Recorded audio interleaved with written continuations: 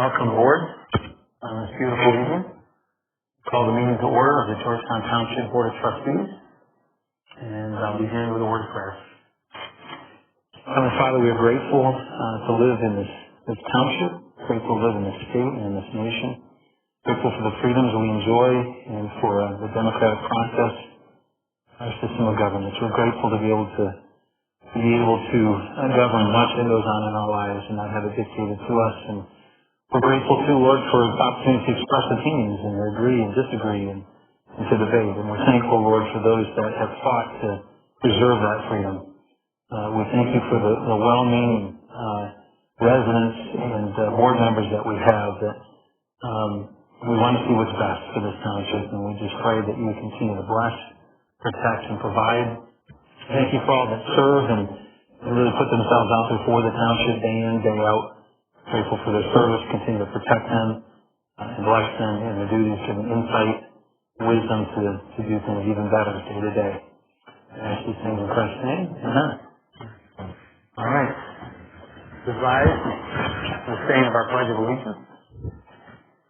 I pledge allegiance to the flag of the United States of America and to the republic which it stands, one nation, under God, indivisible, with liberty and justice for all. Thank you. May you be seated. Let the record reflect that all board members are present this evening. Item 5, approval of the agenda. Is there a motion to approve tonight's agenda? Support. Moved and supported. Any discussion? A number of things on here, so. Hearing none, all in favor say aye. Aye. Anyone opposed? And our agenda is approved. Item number 6, communication letters and reports received for information. Item 7 then, initially here, a public hearing on the 2022 proposed budget.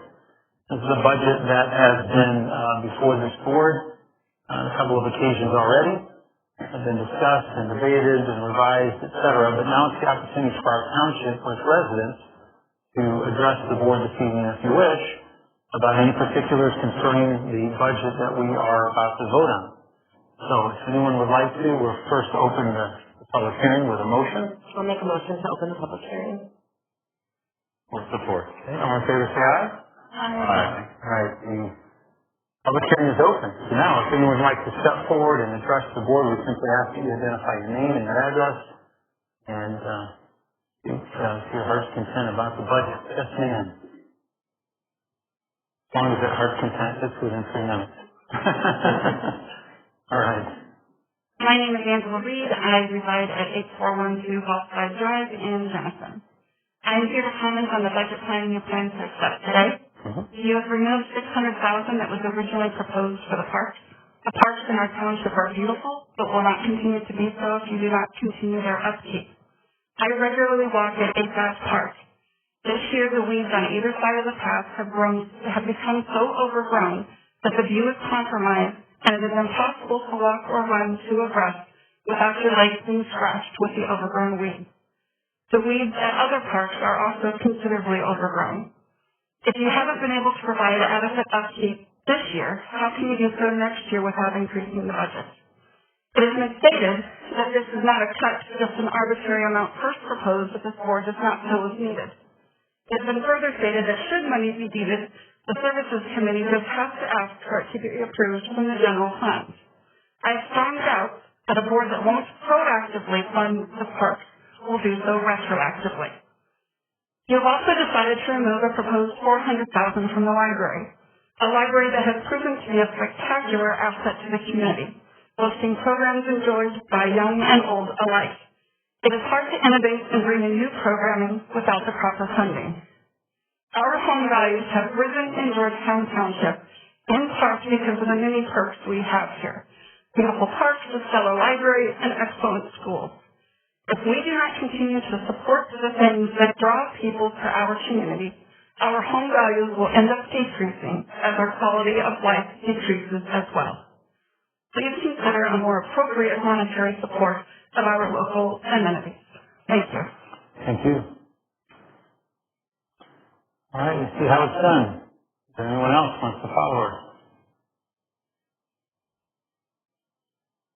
Okay, seeing none, a motion to close the public hearing? So moved. Yes, I'm sorry. Just for the budget right now, there'll be other comments. Thank you. There's a motion to close. I think it was from you.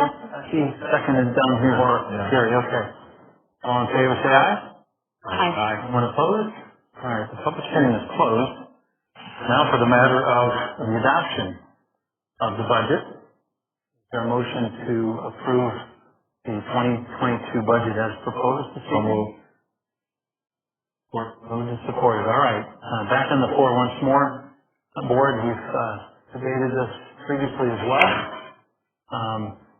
Certainly sympathy for what the opinions we just heard, and yet there was a vote on that, and it was a split vote, and unless people have changed their minds about that, I don't know that there's more to add. Anyone? All right. I just want to clarify. There's not a cut of $400,000 from the library. Yeah. Let's clarify that before we even vote on this in the first place. That's a good point. I think if it were misinterpreted by anyone here or maybe watching, it was suggested by a board member that there'd be such a cut. It did not pass. So, And I will reiterate again as well, the $600,000 is not from normal upkeep. That was an additional potential capital increase onto the parks. So the normal upkeep, it sounds like we just need to be endorsing to make sure the lawn and the weed work is actually done correctly instead. And it still funds all that. So, equally valid point as someone who wanted to see that money remain in the services committee budget. I have to acknowledge that's a true statement, so there was not insufficient funds to maintain our parks, and certainly I say this to the residents also, but board, if you see things that are not being done, please bring it to our attention, because we want to make sure we address that. Anyone else? Jim, I'd like to see the money stay in the parks, but we had a chance to discuss it. I think it was listened to. I am going to vote for the budget, even though there's elements of it that I disagree with. And I would as well, even though I had that same objection, sure. All right. I'm looking forward to getting constituent viewpoints to help drive that services and parks budget. It'll be exciting to see what our constituents come back with from a majority and a minority perspective. Sure. You bet. I continue to struggle with this budget because I think that the whole process of making a budget is to allocate funds to match what your goals are. And I think that having a goal about parks and then removing money budgeted for capital improvements at parks, that just doesn't jive with me. I respect all of the work that was put into this budget. I know that this group of people will be good stewards of the budget moving forward, but just so that no one's surprised when I vote against the budget, I'm sticking to my guns about that because I think that if we're going to say transparency, then when we set a goal, we put the money with it.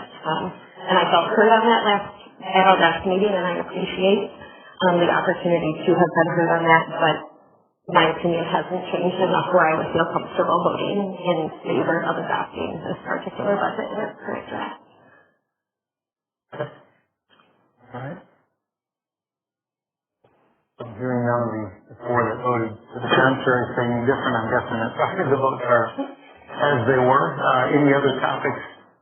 If not, then we're going to take a roll call vote on the budget. Mr. Martin, aye. Approved. Mr. Belmont? Yes. Treasurer? Yes. Supervisor? Yes. Clerk is a yes. Mr. Steele? No. Mr. Schwab? Yes. Okay. It passes by 6-1 count. And I know we say this, but it always bears repeating, board. Remember, budgets are subject to amendment, and so something becomes important enough to bring before us again, we'll address it. Okay. We have a second public hearing this evening as well. Item 7.2 on your agenda this evening. the public hearing resolution for Stay Lust Massage Therapy LLC and their request for a liquor license. Is there a motion to open the public hearing on that? Support. Moving and supported, all in favor say aye. Aye. The public hearing is open. So, public, I'm turning to you again. If there's anyone here this evening that would like to speak to the Stay Lust application for a liquor license, including, I guess we have Karen here. Karen, yes, Karen. You'd be welcome, obviously, to speak to them, and I assume you want to. So why don't you lead us off? Welcome. My name is Karen Hawking. I am the owner of Stay Lust Massage Therapy and Skincare.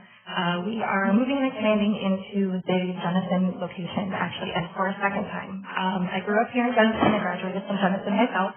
I first started my business here in Jenison in 2003 when I was 19.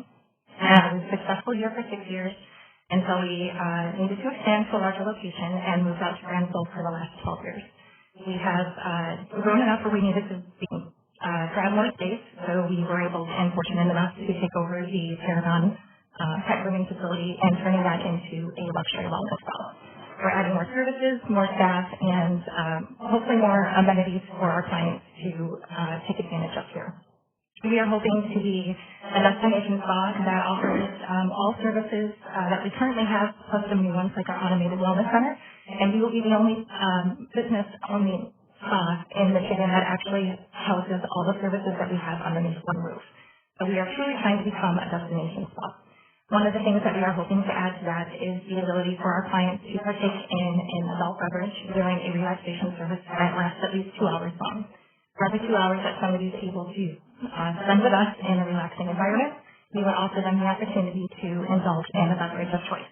This would not be open to the public at all. It would only be for clients that are here for a scheduled service. We have dedicated certain space in our building for the relaxation lounge and our front lobby for our clients to take advantage of the beverages. So we are hoping that the board would give us the opportunity to look at an amendment to the current liquor license policies. We do understand that we are applying for a variance because we are not a bona fide restaurant. But we are hoping that maybe we would be able to open up the conversation and discussion for us to bring in more clients into Jenison so that we can compete with some of the competitors that we have in the Grand Rapids area that are able to do the same thing. That would bring more business not only just to our business, but also bringing more clients and people into Jenison to take advantage of the other businesses that Jenison has to offer. Well said. Well said. Glad to have you back. Thank you. Yeah. What is the common service that isn't provided by most spas that makes you, if I can even ask, it's kind of a mystery what happens in there, but you know, quiet, but to me, there's something that says this, they don't all have this, you know? Correct. So currently right now we offer massage therapy and skincare services that would include facials and body treatments, body wraps. The new facility is going to allow us to do wet treatments so we can provide better body scrubs and body wraps. But we're also bringing down the full automated wellness centers. I'm not sure if all of you are familiar with the concept of float, which is sensory deprivation. So we'll have 2 float tanks, which are about 8 by 5, have 200 gallons of water and about 1,000 pounds of Epsom salt. So you literally float. So it's a zero gravity environment. So you take away all other stimuli, sound, light. You are floating in a zero gravity state, and the temperature is at body temperature as well. So you truly take away all stimuli, so you're able to truly relax in a mental and physical spiritual well-being. We're also adding on infrared sauna therapy, which is going to be good for not only the detoxification processes, the perspiration, but also helps. Infrared is different than a regular sauna, where it actually gets deeper into the muscles, ligaments, and tendons for circulation and lymphatic flow. Along with that, we're adding halotherapy. Halotherapy is a salt therapy. It's micronized salt that's actually placed into the air and is inhaled into the respiratory system. That's going to help with asthma, cough, colds, flus, COPD, any respiratory issue to kind of help combat the signs and symptoms of the issues. And finally, we have hydro massage, which is a lounger that you lay in and you have warm water that's sprayed up at you. So it's a dry treatment. But it's a great thing to add on before or after any kind of treatment, or for those who are uncomfortable with hands-on services, you're able to still get massage and still be able to relax in a way without having another person actually physically working on you. Wow. There you go, Ryan. Sounds fabulous. I'll add that with a mimosa. Thank you. Thank you. you. Is there anyone else here from the public who wishes to speak to this request? Hi. All right. All right. Well, hearing those of you amens, seeing no one else, we will entertain a motion to close public hearing. So moved. Support. Those supported, all in favor, say aye. Aye. Anyone opposed? All right. Okay. Well, now it's incumbent upon the board to move on this matter one way or another. So is there anyone who wishes to put the motion before the board? Otherwise, I will. I've got a couple of questions. I think we have to have a motion first, though, right? I'll make a motion to approve the resolution for a liquor license for Salus Massage Therapy LLC at 110 Chicago Drive. So second.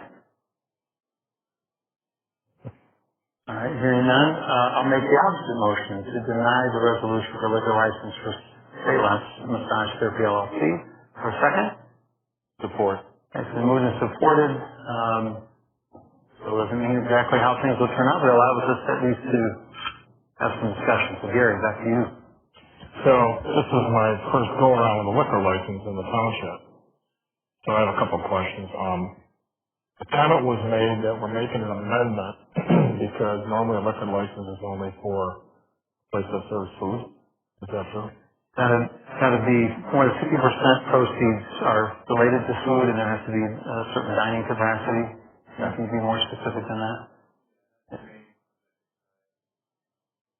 We did make an exception for rebounders to include their recreation component as part of the alternative for revenue source, but they do serve food as a portion. And of course, there was some consideration with golf. But right now, yes, the restaurants all have a 50% requirement of their revenue being based on food. And then my next question is, so I hear people talk about selling the building and then they sell a liquor license. So does the liquor license stay with the building? So let's suppose she decides in a few years not to be in business anymore. Can she sell that building with the liquor license, or is that how does that all, I mean, like I said, I'm going by what I read and what I hear. You can sell your license to a purchaser, but that doesn't entitle whatever purchaser comes in that building to have the use of that license. Okay. Unless perhaps they were carrying on the same business you were. In other words, if your thought was, well, what if, it's fine, I like this, but what if the next guy is doing the bar or whatever? Right. That wouldn't be the case. Dan, you can respond to that too. Yeah, you have the same requirements in the ordinance. So you'd have to address it and say that you would allow, like, for example, instead of just waiving a requirement, you might allow the other services to count towards that food requirement or that 50%. So that way it would restrict it to the same type of business. Do they come back here then for that approval? To transfer it? Yes. The transfer, we've never had an issue for the transfer, so I'm not exactly sure on the process.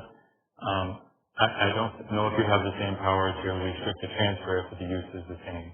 I think you could be limited if the use is the same to require the transfer, but I'm not sure on that. Pretty sure you don't.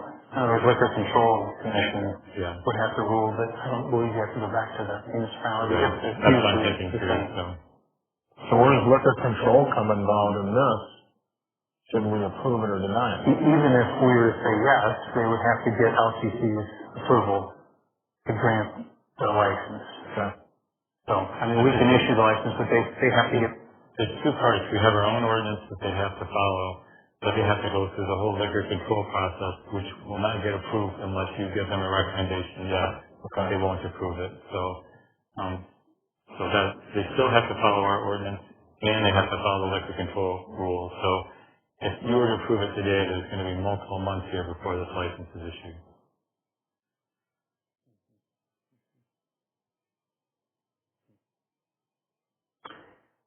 I guess for my part, hearing Karen explain well what you guys do, and you're an employer, you're adding new employment, but bringing some historical perspective, that history is always correct, but at least so there's a greater understanding. That was kind of the nature of your question too, Gary, is what do we do, or how does this work, or what have we done?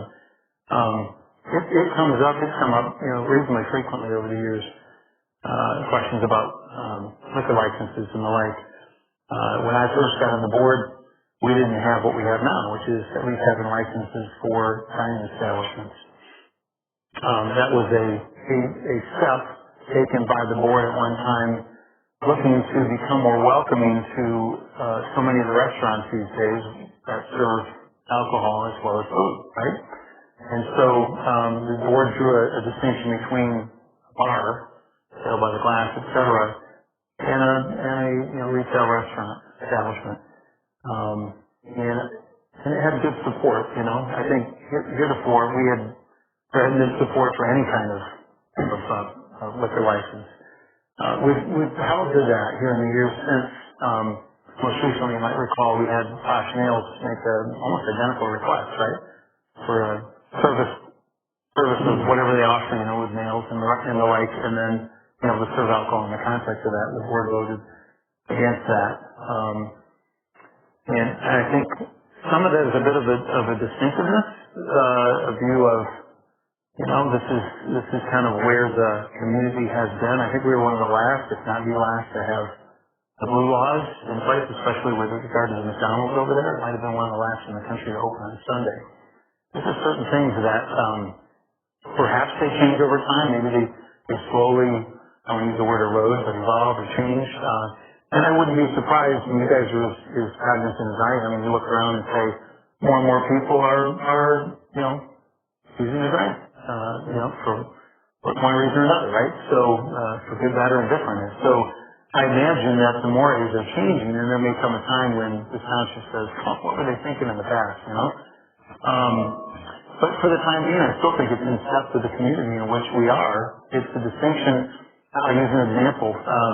Mackinac Island has no cars, okay? We kind of know that as a distinction of Mackinac Island. Now, it's a poor example, but it's one that comes to mind. I'm thinking, okay, we have no bars. We probably are different. So you drive right down the road to Granville and you can see three just within the stone's throw of the center of town that wouldn't necessarily fit under our regime here in terms of percentage sales of food and the like. We have turned down others consistently over the year in this way. And as Kirsten has pointed out here, the new members, looking forward to getting more input from the community. This is something that before I would take this step, I would want a greater consensus among the community that this is something they want to see. I don't doubt that certain patrons would enjoy that and probably, largely be very respectful and responsible. But I think it's a larger message that we've been trying to adhere to and hold to. And I don't think we're at a tipping point yet on that. I think it's still something that people generally appreciate as a distinction or a difference for Jenison versus some of the neighboring communities. There's my background. That's my perspective. Jim, Moonshine Distillery actually built their location, and they put a lot of their love and sweat into that place, but they couldn't meet the food requirement, and we turned them down. Now they're located in Granville, but they didn't meet our food requirement, and that was the problem. I agree with you. My perspective on this is the same as it was when Posh Nails came to us, probably a year ago about now. And that is that going to a place like Salus, going to a place like Salus or Posh Nails, at least in my world, is a similar type of recreational fund spending as someone who would spend a Saturday on the golf course or a Friday night at the bowling alley. And those sorts of situations have liquor license options, right? You can have a beer while you bowl. You can have a beer at the turn, whatever that means, after 18 holes. And in my mind, yes, this doesn't meet the food requirements. But in my mind, this meets recreational spending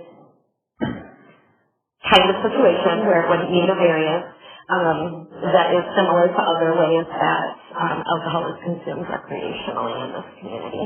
It's just hitting a different target population than our golfers and bowlers. I know we don't have a bowling alley in Georgetown Township boundaries, but it's all kind of that same idea in my mind that this is just hitting a different niche of people.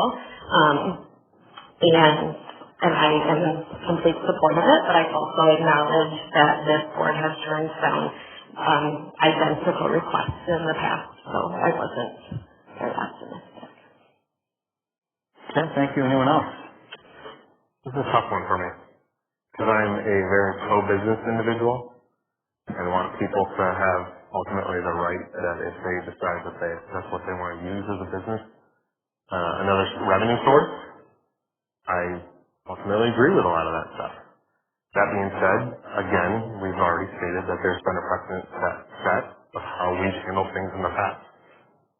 Personally, I would love to, I just randomly threw out today just to see, just Facebook friends, see where people were at as far as, would you be for it? Would you be for it with some type of checks and balances or like a tiered system? Or would you be totally against it? Is there resounding for with some type of checks and balances? Perhaps it's maybe something now that, unfortunately how it's sitting right now and the precedence that's already set, I would probably get a no at this point, just because it's already been set. But I think maybe now we've reached a point where we need to maybe have public feedback. We need to have some type of town hall and have some type of discussion that maybe we need to review it. Maybe because it's very, very cut and dry right now. We grant it to you. You can do whatever you want, pretty much, but as long as you follow the 50%. Maybe there needs to be some type of tier system where you can only provide beer and wine or a mimosa or something like that. Maybe there needs to be another tier down. That would be more geared toward this line of business. So I think it needs to be maybe a discussion that starts, and maybe we get public feedback, but unfortunately at this point, based on because how cut and dry it is, I would be a no at this point, but it would be, maybe it needs to be a conversation at this point. That's where I'm kind of sitting. Anyone else? Excuse me, I'd be in the same boat. And I've been saying that since Moonshine is, we as a board need to get together and decide what is our vision, what do we see, involve the public with the town hall, get the feedback, see if things have changed. And without doing that, we can't really make a decision right now without getting actual feedback. There's people on both sides. One of the concerns I do have, and correct me if I'm wrong, Dan, if a license was issued, and I like the 2 hour, and that's fantastic, we can't actually enforce that, correct? Mm-hmm. If they were to get the license, they could if they want. Not that they would, but they could. We would only enforce conditions that are in our ordinance, and one of the variance components could address a little bit of what the other revenue source could be, and I think you would target it toward other revenues would be how it would be easier to enforce, where they could produce and say, well, we're producing this kind of revenue for our other services, and the alcohol is less than that percentage of it. In our ordinance, it contemplates the variance process if there's something applying and it doesn't apply to the restaurant. So our ordinance did, put that in there that the board can grant waivers in the spirit of the restaurant component, which was don't have a straight bar, but have something that's providing another service that people are attending and doing multiple services.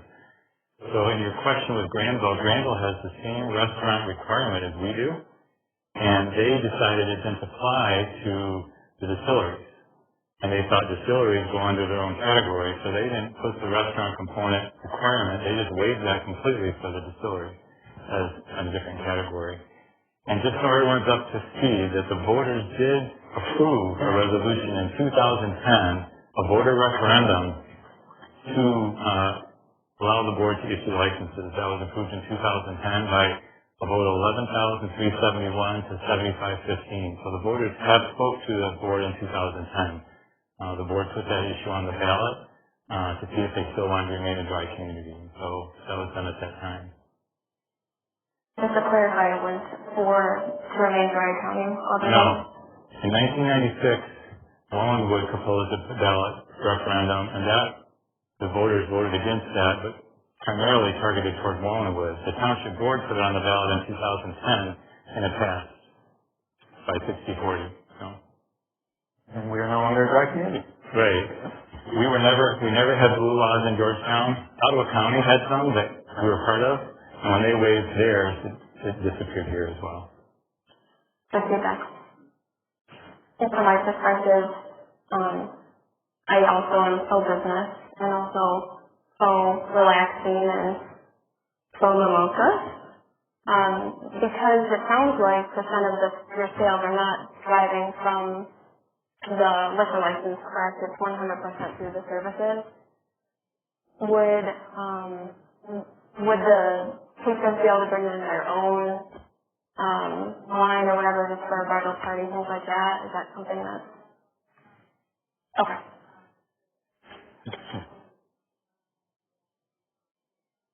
Okay. Would be purchased through you? Okay. Okay. And then say if this was approved and you got your liquor license, you would be charging for that mimosa? Would you be charging for the alcohol beverage as part of the service? Complimentary. Okay. Okay. Okay, so from my perspective, with it being that it's not a percent of the total business and the business isn't weighing on the youth alcoholic sales to drive their overall revenue, I'm similar to Michael on this matter as well as Ryan on this matter. I do think we need to open it up to public surveying, and we had a great discussion earlier today from the services committee about how we can open up some more surveying and some more constituent viewpoint opportunities. I think this would be certainly one that is table stakes at this point as a topic. But that's from my perspective at this point. Okay. You guys ready for a vote? We're voting yes on your proposal. Yeah, mine was to deny. Yep. Yes would be denial, no would be yes, obviously. So it's a roll call vote. Ryan, would you take a roll? Mr. Schwab. Yes. Mr. Steele. No. Mr. Montai. Yes? Mr. Vellner. Yes. Treasurer. Yes. Clerk is a yes. Supervisor. Yes. All right. You can announce. I will. Pass 6-1, right? 6-1. Right. Okay.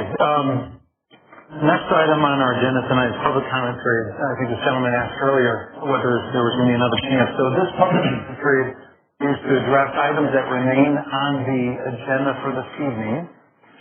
And there will be another public comment period at the end of the meeting to speak either to things you heard in the meeting, things you want to say about issues that were brought up in the meeting, or anything else that you please as it relates to the township. So for this initial public comment period, we are now open. One at a time, please. Yes, sir. All we have to do is identify your name and address. Keith Sanders, 8544 Honeycurl Court, former board member. Yeah, good to see you. I haven't been here a long time. Yeah. I know what the board function is like, and at the end of last meeting, you proposed 2 resolutions that frankly are not your business. Your job is to do the business that you were elected for, which is to be township trustees, run this township as need be. But there were resolutions that were put up about masks and vaccines. So let's get to those one at a time. I read both the proposed resolutions. Go to vaccines first. Mr. Vellner, you indicated that the COVID vaccine mandates were unconstitutional. They're not really mandated. It's really pertaining to federal employees, federal contractors, and healthcare providers. So that's not really a mandate. That's to do business with the federal government. But it's also not unconstitutional because in 1905, there was a Supreme Court case that determined that vaccines would be mandated during the smallpox outbreak. And in 1990, there was a subsequent case where it was determined that it can be determined to be required. But it's not really required in that case. But I didn't see that in your resolution, Jim. So that, in fact, pokes a hole in your whole resolution because it is constitutional and is certainly within there. And if you don't like it, 1905, go ahead and talk to the Supreme Court. Next thing. By the way, this is mine. Next thing deals with the mask mandate. 61% of the 1.25 million students in Michigan are under a mask mandate. In the last 2 weeks, 166 outbreaks of COVID occurred in schools. But 72% of those were in schools with no mandate, no mask mandate. In Ottawa County, there have been increases of more than 50%, 40%, 50%, 10, and 11% over the last 5 weeks, from week to week, in increases of COVID for kids, ages 0 to 17. Jim, you indicated in your resolution that there hadn't been any determination as to whether masks are effective. Well, it took me 3 minutes to find one. It was presented 3 days ago, dealing with schools in Arizona, where schools that don't have mask mandates are 3.5 times more likely to have COVID outbreaks. It's not your business to do the school stuff. It's not your business to do the vaccine stuff. That's all you have to do. I appreciate it. Thank you for your time. Thank you. All right. Oh. You can move for the pharmacy lights. You make sure you're next. Good evening, Board. Thank you for being here. And my name is Donna Looney. I live at 2113 Sandstone Drive here in Jonathan. And I'd like to respond to Steve because there's a couple of things. I studied history, so I'm very familiar with the Constitution. And I'm also very familiar that I think that a lot of our laws and our Constitution, unfortunately, have been used against us to take away our rights. So that's number one. Number two, this vaccine has not had clinical trials, okay? The people that are getting it are the clinical trials. It's been out for 1 year. I myself know 6 people, one who died of adverse reactions, okay? I work with the public. I meet people every day that are having adverse reactions. Things like ivermectin, which I've treated myself with and my husband with, as well as the vitamin regimen. It works. It's censored, okay, and we're not allowed to use it. Why? They need us sick, okay? We've got Big Pharma making big money on these vaccines and now the upcoming boosters. It's very much tied into our freedom. Get another booster, you can have your freedom back. Get another booster, you can have your freedom back. Nobody wants to talk about natural immunity. Nobody wants to talk about other cures that are out there that are cheaper. Why? Because they don't make Big Pharma big money, okay? FDA, Big Pharma, they're all in bed together. You go and look at the money connections, you'll see it. There's a lot of funny business going on. It has been going on from the beginning. And I don't know how many doctors Steve has interviewed, but I personally have interviewed dozens, okay?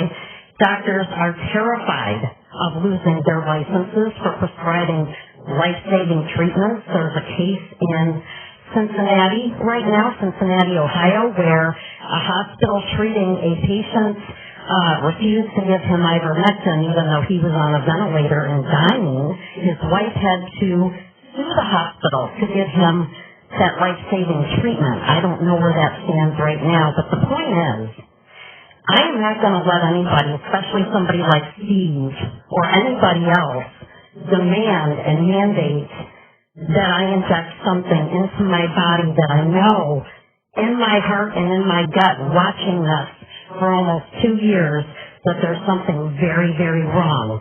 As far as the hospitals go, Start talking to healthcare providers. They're short-staffed. That's why the hospitals are overwhelmed. They're short-staffed because of people quitting. So, thanks. Appreciate it. Thank you. All right.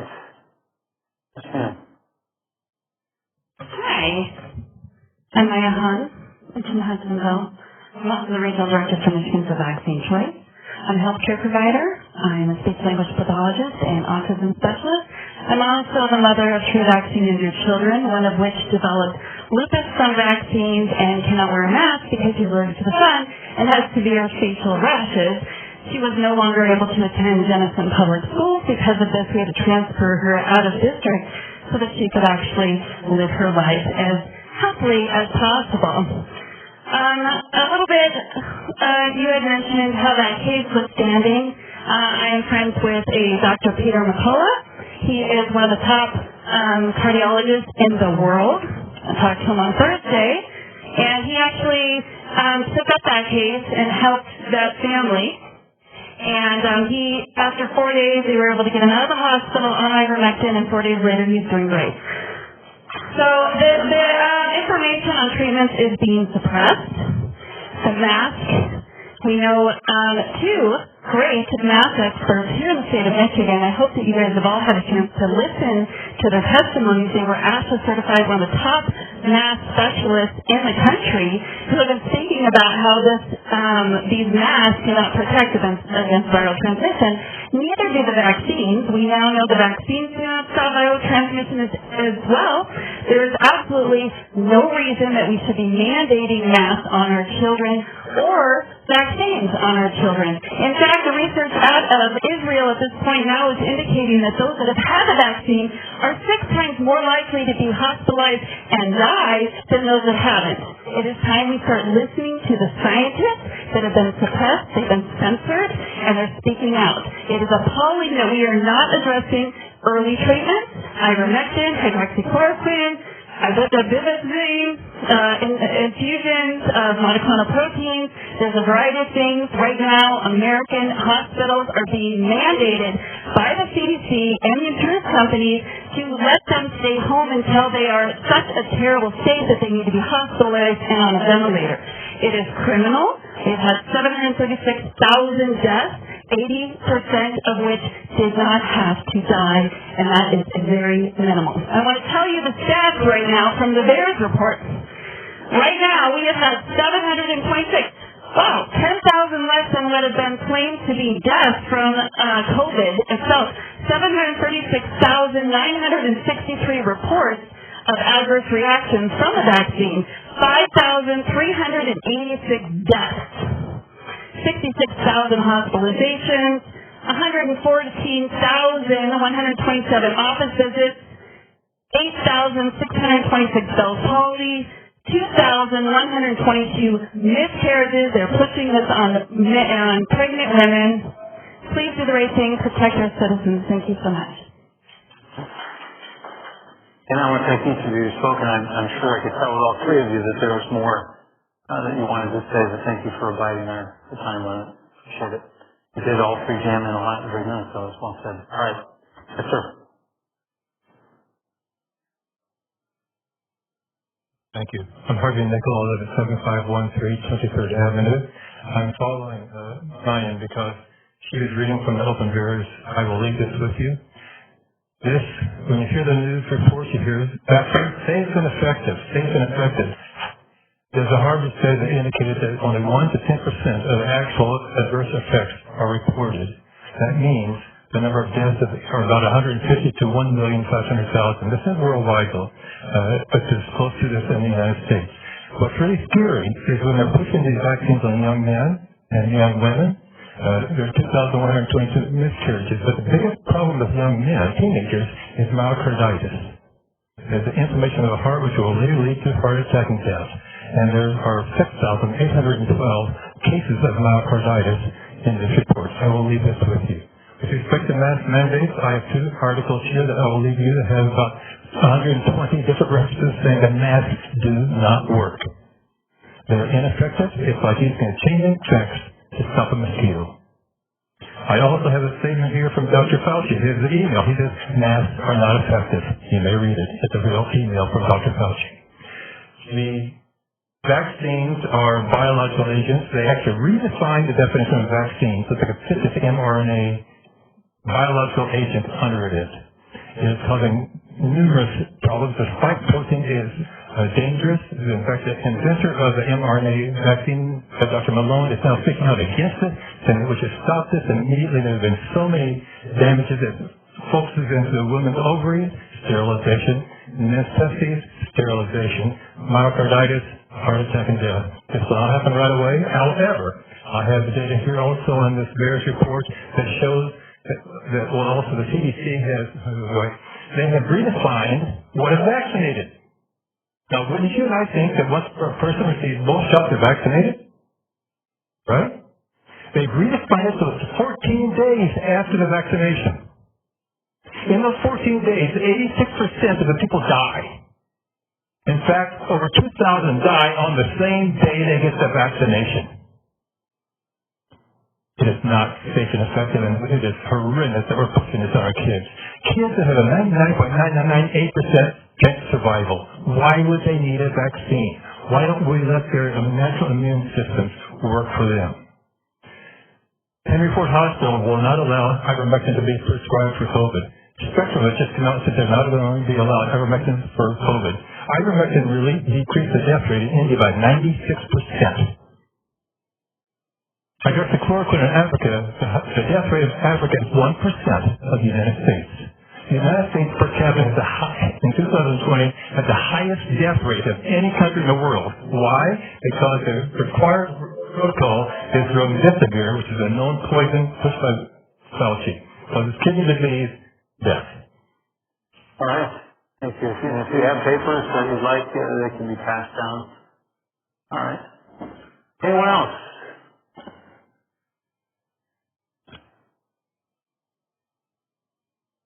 Welcome.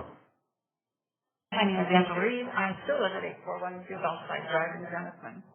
I am here to state unequivocally, as one of your constituents, that the resolutions you plan to adopt do not in any way represent my views and many, many people I know. They're just not as vocal as the other ones that you hear from. Research has shown that masks work. The most recent research that was discussed earlier, being released this past Friday, found that school districts with mask mandates have lower rates of COVID cases than those that do not. Research also has shown the effectiveness of the vaccine in reducing the spread, and it does not affect your fertility. A friend of mine got pregnant after her vaccine with twins. Anecdotally, again, I have a child in elementary school and a child in high school here in Denison. Guess which one has already been contact traced twice? Not the one in elementary school with a mask mandate. When it is clear that the individuals will not make good choices to protect themselves or others in the community, the health officials and others promoting the lives of individuals must step in. None of you who support this resolution have a degree in public health, virology, immunology, or infectious disease. Why you think you know better than the experts frustrates and saddens me. It also saddens me that your resolutions tout low death rates as a reason for not perceiving COVID as an imminent threat. I ask you, if that one death per week was your child, would you finally recognize the seriousness of this disease? Or is it okay as long as the death is somebody else's loved one, somebody else's child? Thank you. Once you've spoken once, there's a chance later in the meeting, but not now. Did you speak? You spoke to this? Yes, I'm sorry, yes. Yeah. Yeah, I have to ask you then to take a seat. No, I'm sorry. Okay. This is protocol, but yeah, thank you. Thank you for respecting that. Thank you. Is there someone else on this or any other topic that we have left in the meeting? Yes. Steve Gershon, 647 Fort Sheldon. Didn't prepare anything. Everybody's got all kinds of stats and stuff like that. As a constituent for 24 years, just want to thank you for your statements, for your resolutions. It's nice to have a representative that actually represent you. We struggle a lot. You've seen it in the news, Otto County county commission and all that kind of stuff. I appreciate what you guys are doing. Whether it has any real teeth or not, that's beside the point. I appreciate what you're saying. You can go back and forth about the mask and the vaccines. If the vaccines worked 100% and the mask worked all the time, then if you didn't wear the mask, you didn't get the vaccine, there wouldn't be any transmission. You know, the fact is they really aren't doing the job that we were told they were going to do. So, I mean, people can keep throwing up different stats and things like that, but thank you for your resolutions. I really appreciate it. Okay. Yes.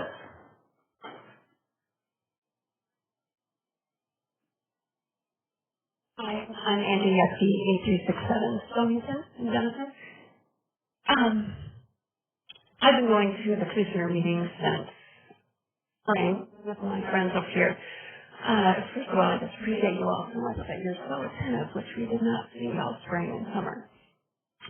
But the one thing I said at the commissioners meeting was, you know, this has turned into such an issue of morality, where it seems if you want to have the choice for your child to not wear a mask or to not be vaccinated, that it's considered bad morality and you didn't care for someone else.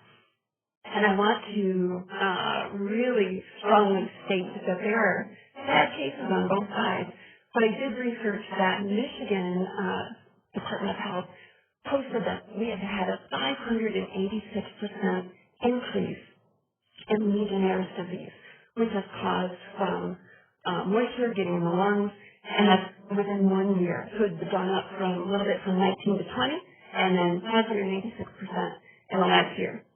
Nothing was said about, well, what's the difference of last year? We've all been wearing masks. So we're causing a lot of illness that's not being talked about. Parents have had suicides they're dealing with. Parents have had depression, you know, all these things that these kids are coming with. I believe your resolution stated that it's up to your constituents. You're not mandating that people have to be vaccinated, that they have to wear a mask, that they can choose. So I think that's a great stance to take, and I really encourage you to stick with that.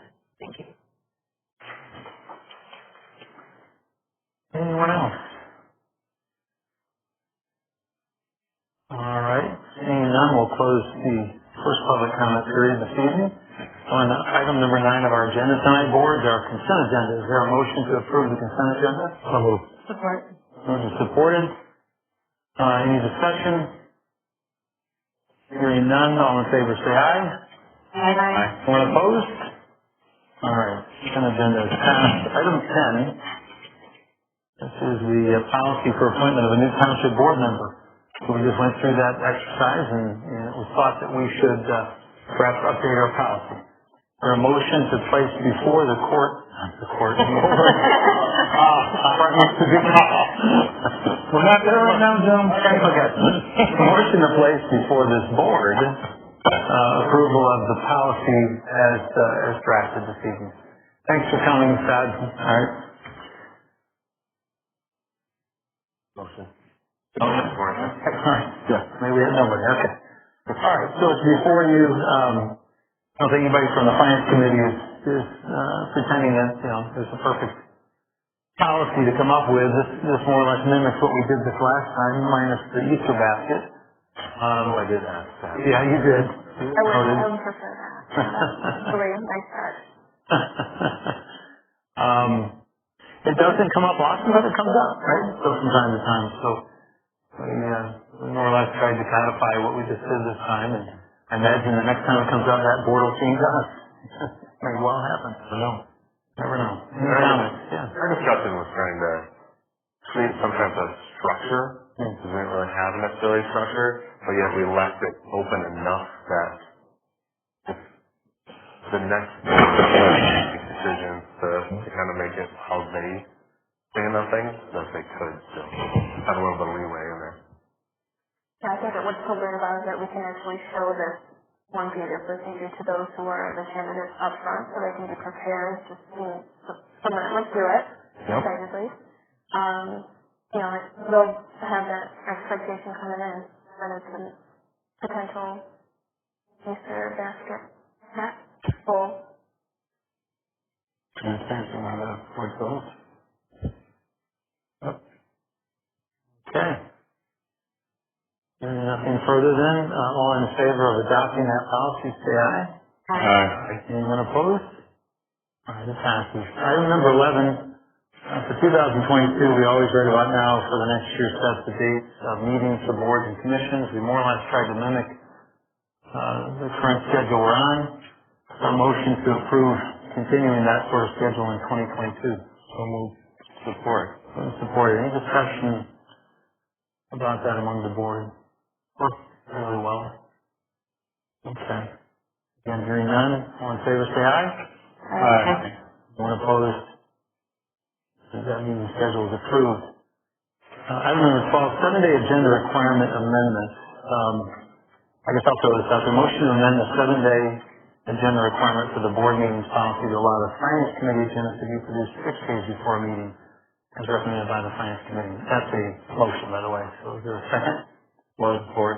All right. On the finance committee, one of the things we've talked about is right now, to meet the 7-day requirements, the finance committee agenda is having to be published the day of this meeting, which we're focused on this meeting, of course, that day, and really probably it's not until the next day that we really focus on the finance agenda. But I think more important than that, meaning that I don't think there'll be any difference in terms of prep time, but I think more importantly, there are times that we need, something comes out of this board that should be acted on in the finance committee. I should say it's often, but it happens from time to time. And if the agenda's already been published, then it pushes us out for more like 3 weeks instead of 1. So it's a little bit the ability to adapt to things that come out of this board on a more timely basis. At least I can speak to those who supported it. That's the impetus behind changing it one day. Are all the members of the finance committee comfortable with this adjustment?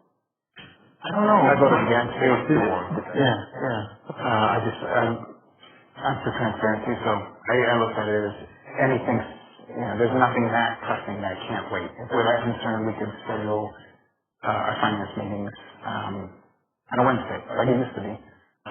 So I'm okay with it for the bills, for that reason, but for just general items, I couldn't agree with that. So, and I think originally Catherine talked about 2 weeks. Agenda's posted 2 weeks early, so I think even 7 days was a stretch. Now 6 days was just too far. Wasn't there a concern by businesses and individuals trying to submit things that there just wasn't enough time, and it affected some projects? I think maybe we're thinking of John, correct me if I'm wrong, but maybe not as much as some businesses are involved in actions that might be taken at the finance committee level and then onto this board, and you have windows of opportunity, or you want to keep things sort of moving. I think more of an efficiency view and sometimes a deadline view to things. But that's my takeaway of what you're trying to say, John. Okay. Yeah. It does happen. I thought there were some construction problems because of the delay. That there were some people that were very concerned that they weren't able to get things addressed in a timely fashion because the agenda had to be out so much earlier.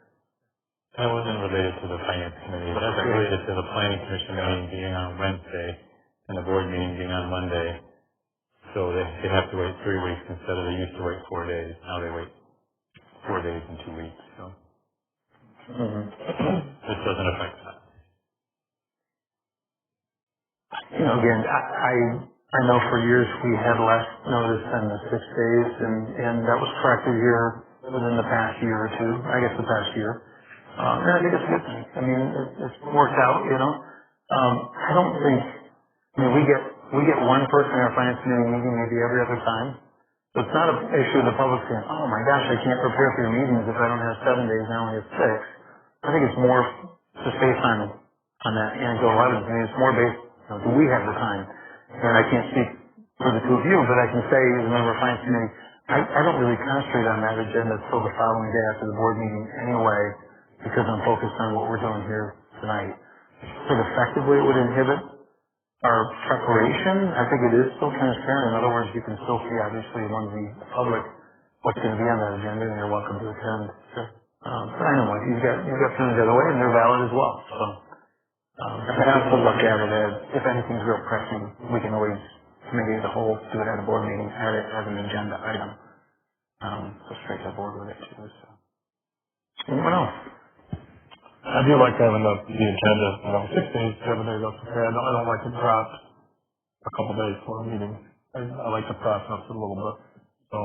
That was a good change that I think you were part of initiating. Yeah, I think it was a good change. I mean, 7 days or 6 days, I'm not going 6 days. I just think that, I do a lot of meetings otherwise, so sometimes I gotta fill it in when I got time. So having the 5-6 days for a meeting gives me an opportunity to pick it up when I get a chance. So, yeah.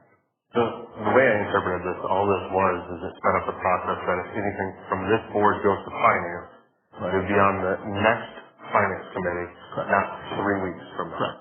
That's the only thing that ultimately changes. It doesn't change any process coming from finance to the board. Nope. It's just board to finance. So, And then one day just didn't really make a big enough difference for me to push it out 3 weeks. Because essentially that one day is right now, right? And you guys aren't sitting here prepping for the next meeting yet. It just didn't hit the scale for me enough. That's why I had asked how the finance committee felt about it, because I feel like this has no impact on me whatsoever. But I want you guys to be comfortable with it. But I also think that in an effort towards quick resolution of things that the board sends to committee, it seems to make sense. Anyone else? Otherwise, we'll call for a vote. Okay. And none. All in favor, say aye. Aye. Opposed? Aye. That passes. All right. We are up to what now? Item number 13. For a stop sign at Bauer Road and 24th. Is there a motion about making a recommendation to the Ottawa County Road? yeah, so moved. Moved and supported. Okay. Came out of utilities. It's been moved and supported by 2 members of utilities. Who would like to speak? So, the team of utilities have had several requests because of currently the temporary freeway stop at 24th and Bauer.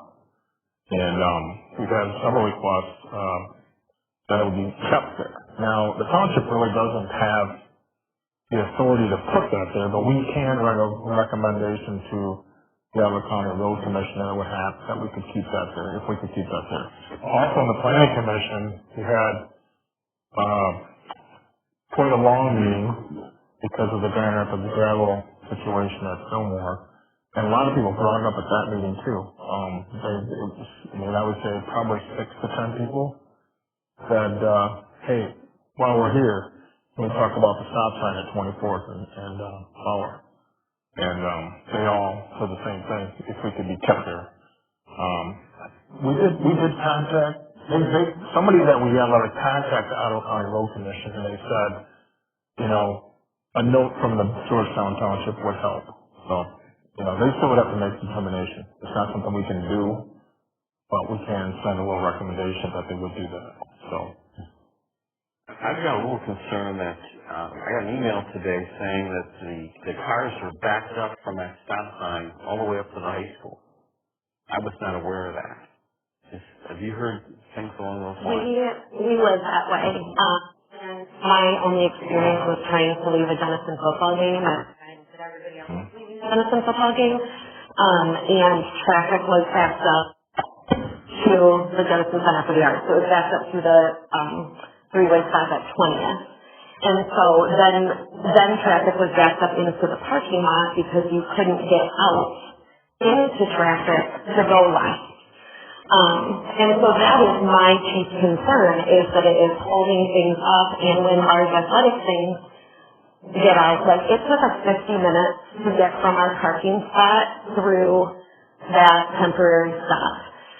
And we were parked in the main parking lot that feeds into the stadium, like the Denison High School student parking lot. And it was just a matter of, we couldn't get moving. But the people that turn left out of the high school are either going down towards Hager Park, right, and around or up into that Hager Park neighborhood, or they are turning right on 24th and going into that neighborhood. And so when big events let out, that three-way stop is a hindrance to traffic flow because everybody has to stop but probably 95% of all people leaving that football field and turning left out of Jenison High School were either going straight or turning right, which they could have just done by turning on their blinker and slowing down and making a turn. And instead we're passing every single one. So I think that it's wonderful. This time of day, but on a Friday night, shortly after halftime or right after the end of a large football game or a big event, it really slows everybody down in a big way, which is unfortunate. I'd really like to see us talk to the school system. I supported having the stop signs there. But upon hearing this, and then kids getting out of school every day, and they're being stacked up, that's a huge problem. And I wasn't aware of that. I'd like to have some input from the school. If they were to recommend and say, well, we think it slows down traffic and it's safer for our students, I would see that as a real positive. And just blocking everybody up into their parking lots, we're causing a problem here that maybe we weren't aware of during the summer. You didn't have school. Now we do, especially with these football games. I'm concerned now. I know you're going to say and tell you about the I just want to say, I think what, John, and what you'd say is that the school should, if it feels that way, make a recommendation to the Ottawa County Road Commission as to their perspective on that, because we don't have the, in other words, they don't need to come through us to do it. We'd be voting now and making a lot. No, I know, it matters about what decision we make here, but if the board, if the school wanted to independently let their voice be known, they'd do so directly to. Sure, I understand. Okay. But I would, before I would vote for it, I'd want to know what their concerns are. I see what you mean. I think before anybody votes, no on it. I think before anybody votes for it, they should go sit out there when the high school dismisses or when a football game dismisses and just see what the situation is like, because it's different than, like you said, in the summer. It's different than it would be in the middle of the afternoon. Is there only one exit out of One thing here. Let me unpack a little bit. Let me unpack a few things here. So I'm going to first admit, I do come from that 24th direction to power all the time. Similar to Berkeley, there's no good way to do it when a school event is. I will tell you from personal experience that to turn left prior to school off of 24th onto Bauer to head east is virtually impossible. It gets backed up. I live on Cedar Lake Drive. It gets backed up past my road in order to make a left turn. The reason why, I'm talking prior to the freeway. Yeah. The reason why is, unfortunately, you'll encounter people like to look at their phones as they pull out of a parking lot, unfortunately. And I can't tell you how many times I've seen try to even turn right on the Bauer because it turns to 55 right there, right at that intersection. So just before that intersection, it goes from 35 for school to 55. And there's a couple mailboxes not within the distance that needed. But the mailbox, not the one right on the corner, but the next one, has a huge clementis growing on its mailbox. You can't see them coming. And especially in the morning when the sun is right there, you can't see them coming at all. And I have been narrowly missed multiple times. There's been accidents there regularly because of that speed right there, that speed increase right there. I am optimistic that if that freeway were to stay there, it would be lessened a little bit once Cottonwood opens. That's the problem. We get a ton of people that go Fillmore. They're all shunted right down 24th. So then that line gets backed way up. And unfortunately, Bauer is your east-west right there, unless you go all the way to Baldwin. So I wouldn't mind seeing what it looks like with the freeway, like after Cottonwood opens, to kind of, and I would be willing to, I would love to, I've talked to a few different people at the road commission, and I would love to just see kind of a study, even if you put like a right turn lane there, or any type of like additional lane, maybe that intersection just needs to be changed. Sure. It's just very, because even if you put a right turn lane heading west, that would eliminate the backup of one lane. You can get people to come over that. So I am for it right now. Granted, I wanted to make sure I told you that I do come from Cedar Lake. I use this intersection multiple times a day. And the three-way, at least, speeds it up for everything that I've done. Granted, coming back to during rush hour, it is rough because it backs all the way out. It would be so nice if it was a light. You know, like in there's that light that is only on sometimes and usually you can just go right through. It would be so nice if it was a light that ran from like 7:30 to 8:30 or, you know, whatever the peak getting to school travel time is, and it ran from 2:30 to 3:30 to get people on and off 24 without it being an all the time for those special events. You know? I think that intersection definitely needs to be looked at because even if you just added the right turn lane, that could alleviate a lot of the backup on 24. Even if you had a right turn lane on the other one, that would alleviate some of the backup there. A left turn lane coming from this, that would alleviate a lot. So, granted that it's a county road, so we don't have any jurisdiction, but I wouldn't mind actually seeing, I mean, that's why I'm for this. I wouldn't mind seeing what it looks like post Cottonwood opening up again, but why don't we add one more thing to the mix? And we always like to deal with the disclaimers because we've been disappointed in the past. We've been led to believe Cottonwood should be opening tomorrow. Oh, really? I thought it was live last week. Just saying, take all the disclaimers because we've been disappointed in the past, but tomorrow could just be anticipated day.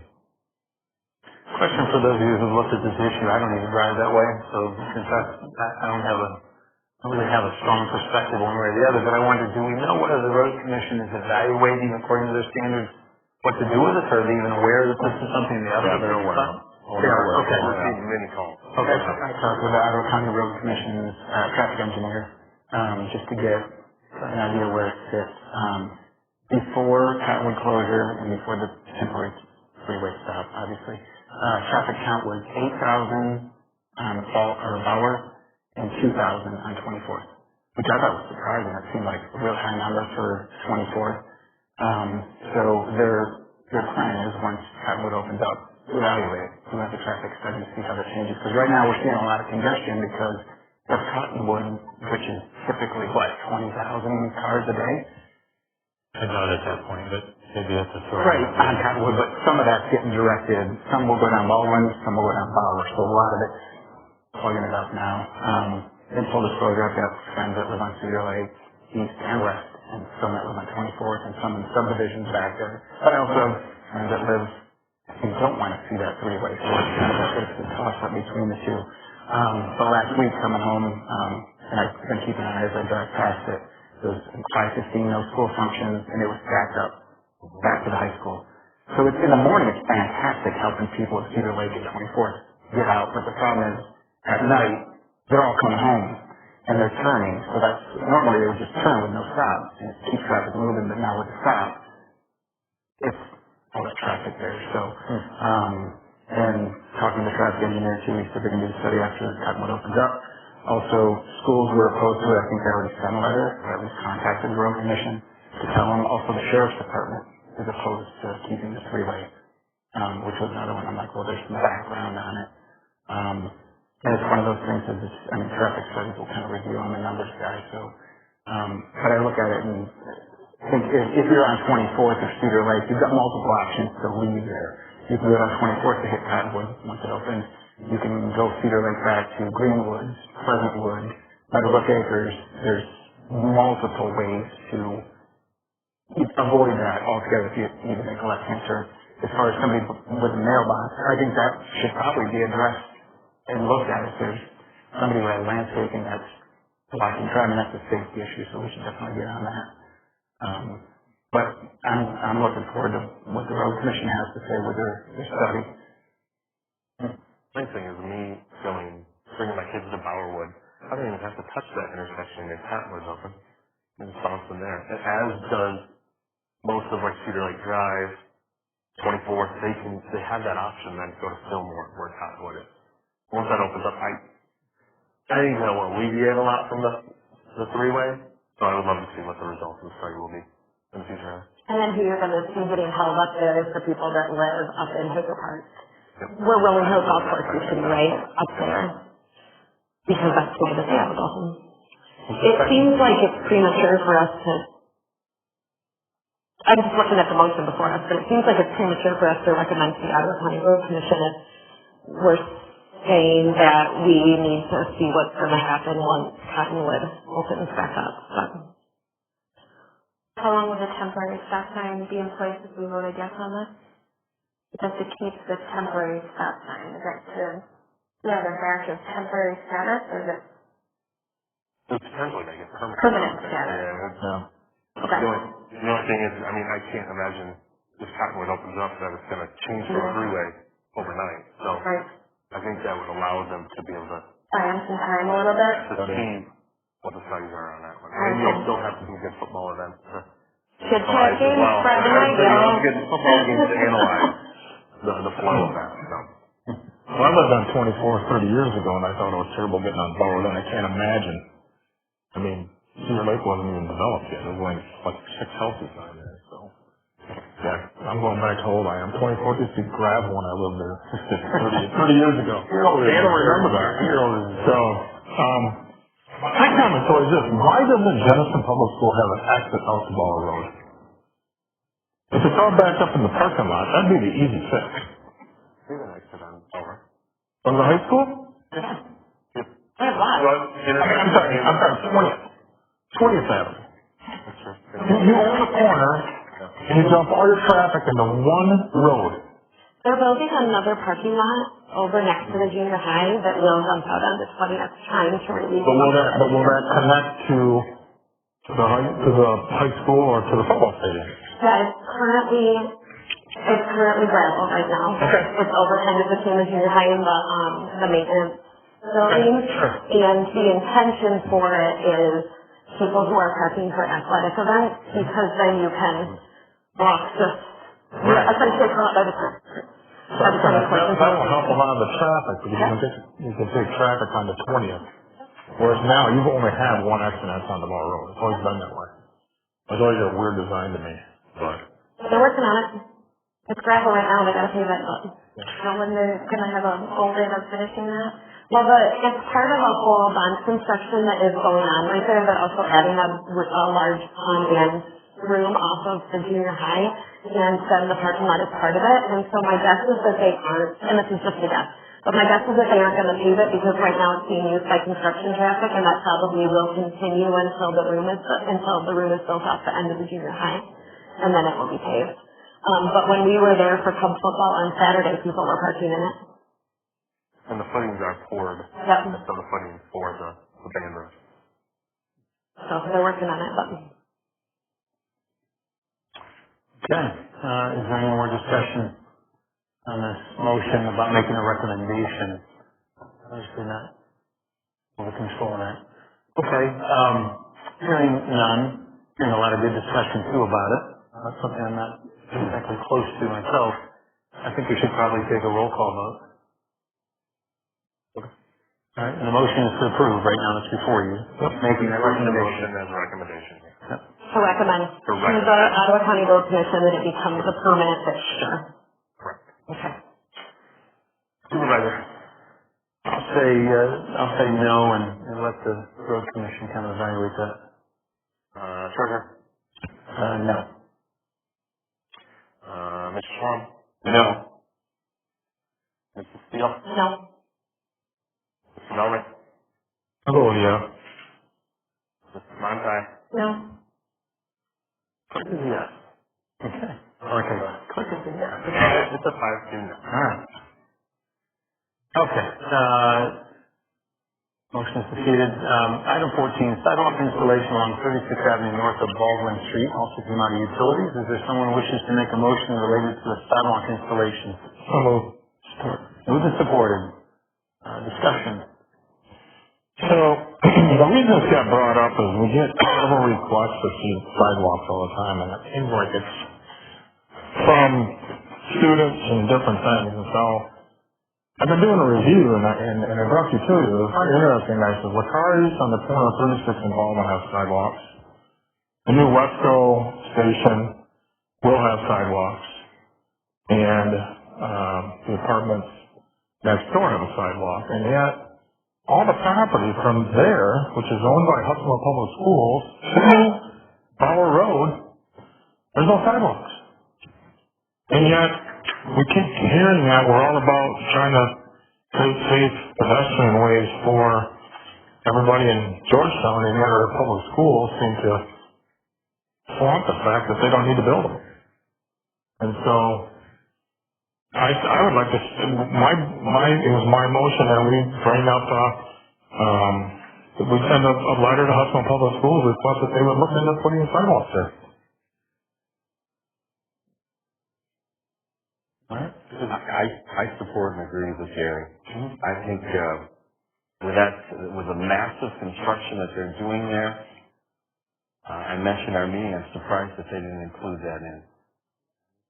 Dealing with a flow of students, that area is developing. I would think they would want to have sidewalks or a path, some way for students not to be on that busy street. Yes, and I agreed with the topic as well. Mainly, especially at least for the Eagles Roof Trail, because that fed into a lot of where a lot of their students could be up in that area. Because there's no sidewalks along that whole entire way, except for down where the businesses are, Lacari's and what is it? Black Star Cove? Is that what it's called? Right in that area. I don't know. Was there any discussion of risks of putting any of the sidewalks in there? Probably not. Pardon? Was there any discussion of risk putting a sidewalk in that you know of? Not that I know. Seeing that there was sidewalks in all the other different areas. The sidewalk only goes from 36 just from those businesses on the corner. There's nothing from there to Bower Road.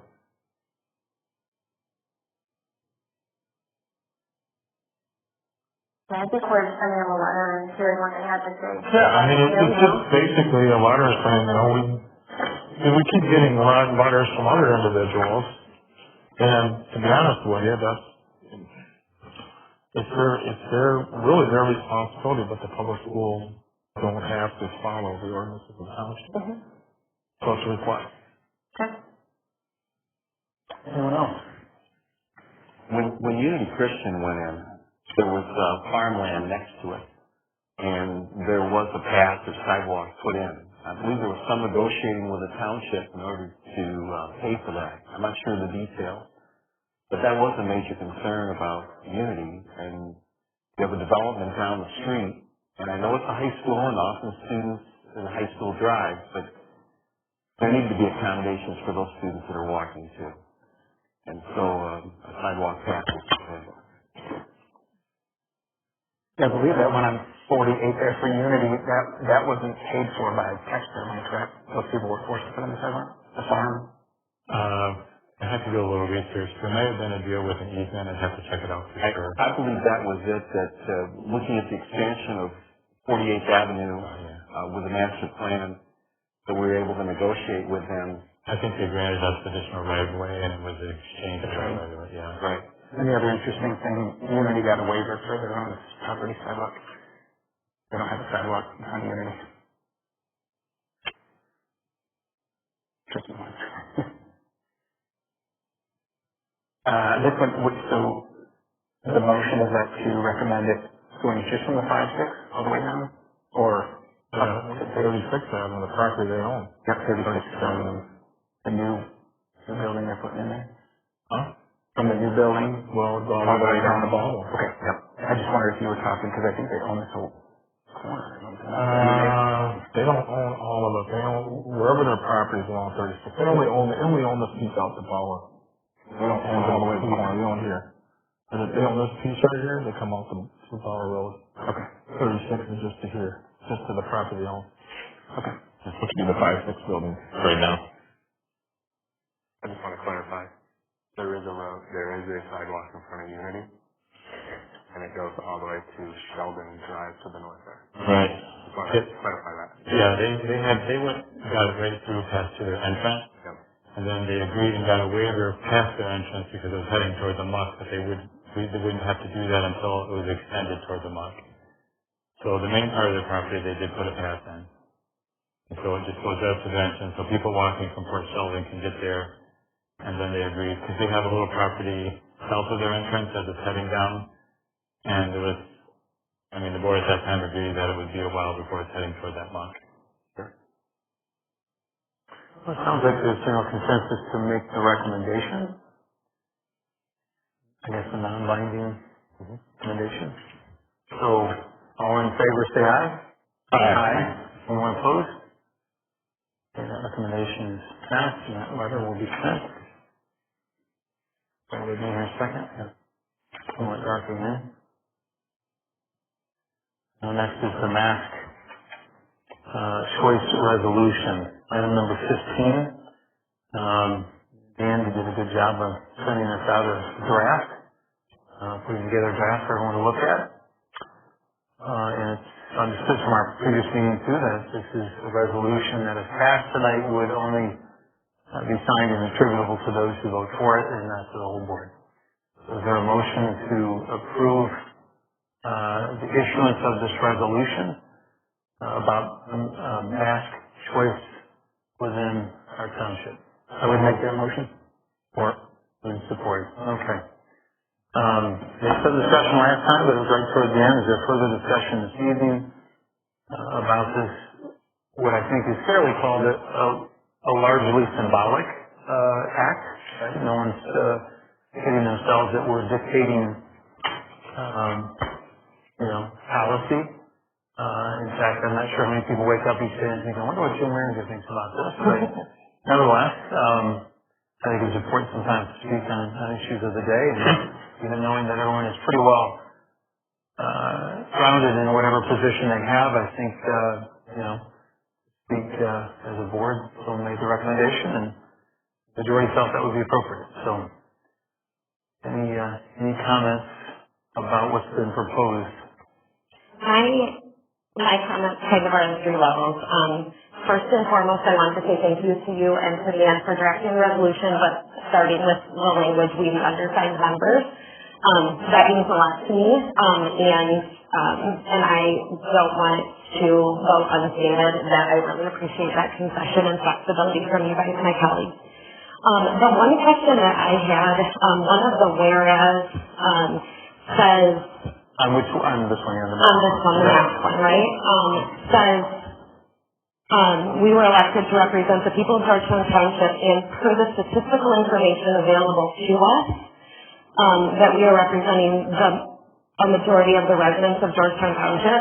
And I've just been curious what, per the statistical information available to us, like what the stats were. I remember you sharing at our last meeting that the Ottawa Declaration, and correct me if my numbers are wrong, but the Ottawa Declaration had about 3,000 signatures and about 2,000 of them were Georgetown Township residents. Is that true? Yep, so specifically to that one, the Ottawa petition had a total of 6,630 signatures. Okay. Of that, Georgetown Township was roughly 2,000. Okay. Which is an overrepresentation of Georgetown Township in Ottawa County. But it is,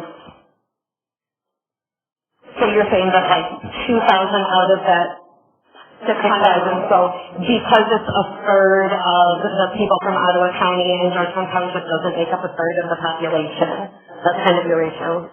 Yep. Okay. Apples to apples when you take a look at how we were represented in that survey versus how we're represented in the total Ottawa County. Okay. It feels to me like having 2,000 signatures when our population is 54,000, and if you take out people under 18, our population is 40,000, those 2,000 signatures are less than 5% of the adults. And so I'm just struggling with the idea that we're saying that this is statistically based, when really the stats are that we have signatures from 2,000 of our 40,000 adults. But that said, I can make use of it because I'm not going to sign it and then just move forward. I just sincerely, so firmly believe that in my world isn't a pro-mask, anti-mask, mask choice. The next one isn't a pro-vaccine, vaccine choice argument. To me, this comes down to politics doesn't have a place in public health. That's why public health was put in the hands of non-elected officials, specifically our health department. And so when separation of powers doesn't grant us a voice on these topics, when we literally can do nothing about it, to then come out and say that we're speaking on behalf of our population as a whole and question our public health experts, it just makes me sad. I don't have a degree in public health. I do have a minor in health education, and I had to take a number of public health classes. And so I know many people who are working in public health because they were my classmates and my program mates, and I just think that they deserve the professional respect of having politicians not question their judgment when separation of powers put it on their plates and not on ours. So I wanted to kind of preserve those thoughts for the record and say I appreciate the language that it's these undersigned members. I have no intention of signing this, but if you guys are comfortable with the language and want to approve it, I certainly won't be voting for it because I have struggles, but I respect all of you for utilizing, this as a tool in your toolbox. So, I'd like to thank Becky for your thoughts on that. They are important. I'd like to speak a little bit more on some more of the context of the statistical bullet point if it does help. Yeah. And I'll just reiterate some of the points from last week. So my vote is yes for the mask choice resolution. It's a matter of I'm a representative of our community, and with that I'm honoring the request of the majority of our citizens of our township backed by the best available facts at hand. I spent the past couple of months searching and calling and looking, and have identified 7 sources, 6 of which show that the majority of our constituents are for mask choice. So I kind of broken it down into 2 buckets. The first bucket is commissioner and board meetings. We've had 3 over the past 5 months, a lot more than that, but the many that I've researched. The first one was the Ottawa County Commissioner meeting on 8/24. There was a ratio of speakers that was 90-10 favoring mask choice. 1,000 citizens were present, 130 speakers. 10 speakers for mask mandate, 120 for mask choice. That's a 92-8 breakdown. Then I went to the HPS school board meeting, and I looked all the way back to April. And the majority of those who spoke at those meetings were for mask choice. I also researched Georgetown Public Schools. 79-21 majority for mask choice that were represented at those. The second data set I looked at was for the actual email, because I know and I very much understand that those who are for mask choice maybe feel more comfortable coming publicly and speaking. And I know that those who are for mask mandate like to email, and that's totally respectable. So I emailed our commissioner, one of our commissioners, and asked him for the breakdown. He had shared with me that the breakdown of emails I get about 1,400 after that first commissioner meeting, 55-45, majority want mask choice. In the Hudsonville Board School, I had asked the board members what their email breakdown was for email, and their majority was 60-40 mask choice. The third data set is the community petitions that Becky had cited. The Iowa local petition that was Service for Iowa Impact captured 6,630 Iowa constituents who want mask choice. I asked them to scrub the list and to show what the Georgetown Township representation is, and that's 2,000, and that over-indexes how we represent Ottawa County. I also had emailed and asked for somebody on the Hudsonville public side. I couldn't find any for mask petitions except for one, and she was lovely, and I emailed her and she emailed me back, and they had 60. So 2,000 compared to 60. That's what we have today, and I can't think of a more empathetic and compassionate vote than one of choice, and choice for mask or not, and it just so happens to be what the majority of our constituents want, and the data that's represented available to us. today. Thank you, Kristen. Others of you, anyone else wish to speak to the resolution or language thereof? Okay, hearing none. Again, this is a resolution. It's if you could say in some respects non-binding like the last two items on our agenda preceding it, but important nonetheless. We should probably take a roll call vote. Okay. Supervisor. Yes, this is a yes in favor of the resolution. Yeah. Clerk is a yes.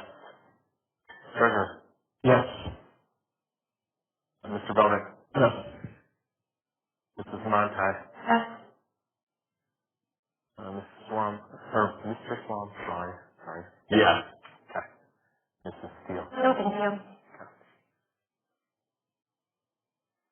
Okay. And you voted? Okay. All right. And the 6 signatures on, how do you want to do that, Dan? If you actually have a sign physically. Okay. All right. Thank you. I appreciate that.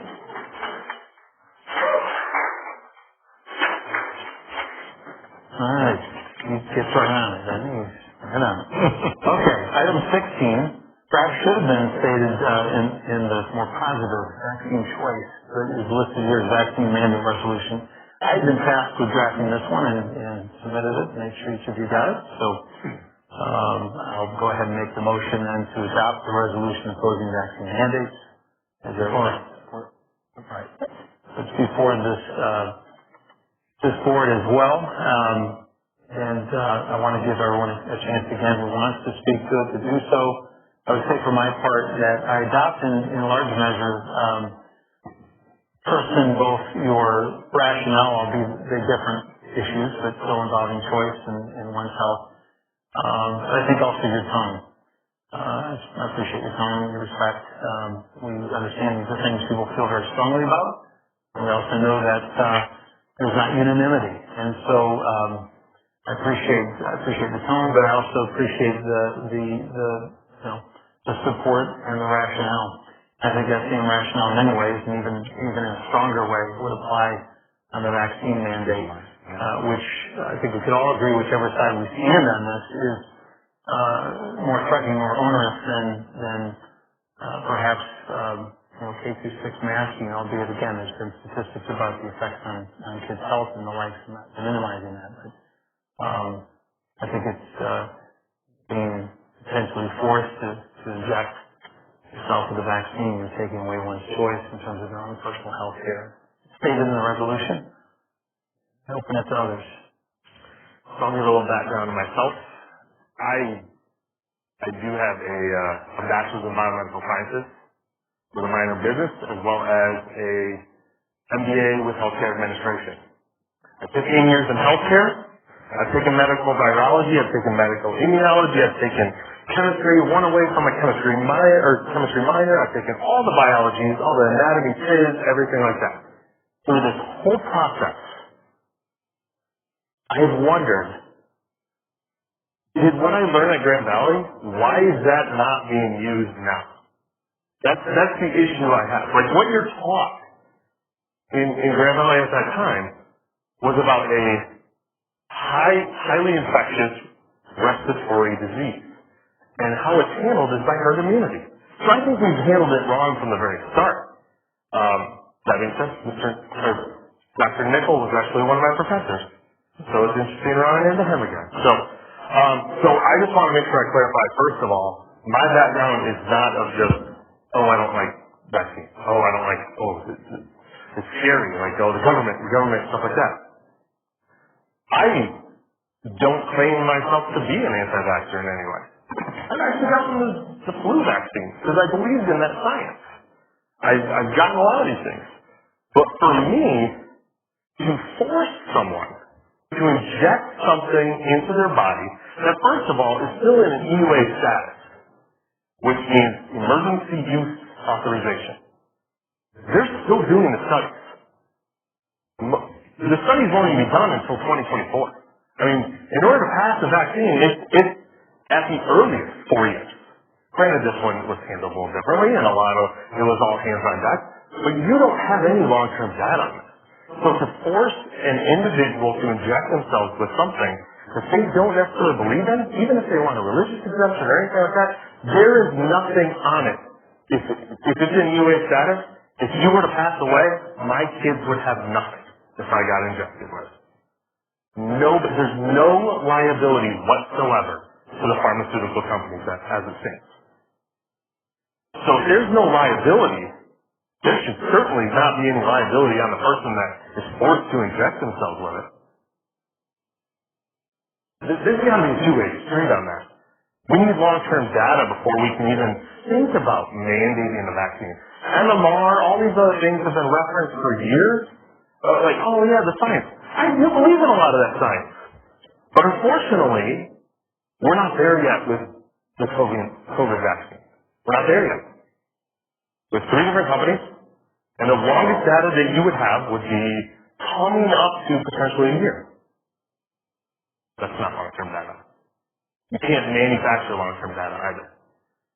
We know for a fact that messenger RNA goes through the blood-brain barrier. That's alarming to me too. There's a lot of issues that we've seen with this that I think will sort its way out the longer we go. So, I'm going to get off my pedestal right there. I am a strong supporter of a vaccine choice. If you choose to make that decision on your own, with whatever science that you have determined based on what you've read from valid, credible sources, then that's your choice. But if I choose, or if you choose, that is on you as well. That's all I have to say.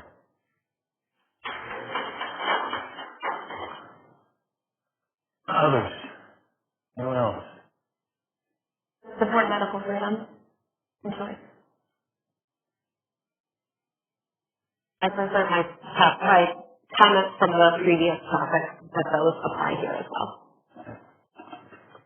Anyone else? Just a question, did that get corrected? This is the one from the agenda. What you pointed out got corrected. Is that not the version that got sent? Not sure. This is the one that's from the It had a typo, by the way. Michael was good enough to catch it, point it out.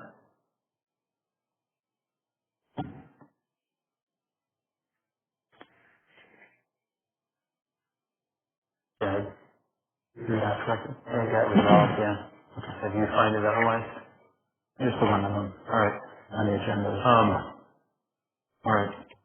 Well, I'm not hearing others, so, and I know this is something that we have talked about and we'll continue to talk about, I'm sure, in our own circles and the like.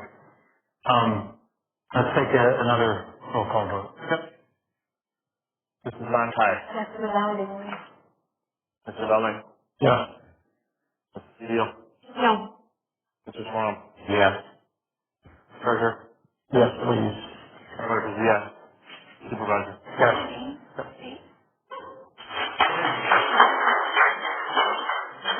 All right, there again, Dan, you'll be looking for signatures again on, all right, with both. You have them both? Did you predict our vote? No, but we just voted again just right now. Okay, all right. I thought, are we that easy to read?